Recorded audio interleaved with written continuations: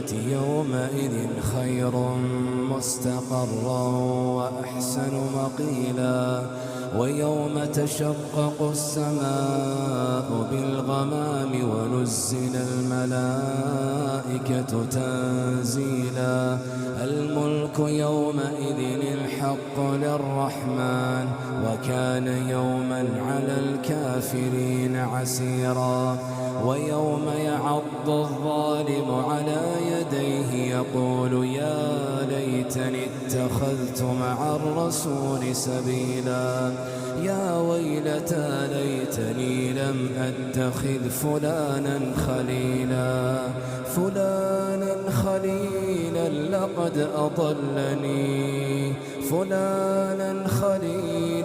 لقد أضلني عن الذكر بعد إذ جاءني وكان الشيطان للإنسان خذولا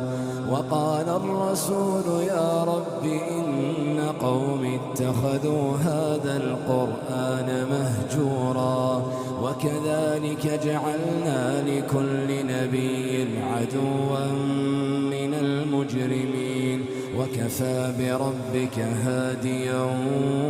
ونصيرا وقال الذين كفروا لولا نزل عليه القرآن جملة واحدة كذلك لنثبت به فؤادك ورتلناه ترتيلا ولا يأتونك بمثل إلا جئناك بالحق وأحسن تفسيرا الذين يحشرون على وجوههم إلى جهنم أولئك شر مكانا وأضل سبيلا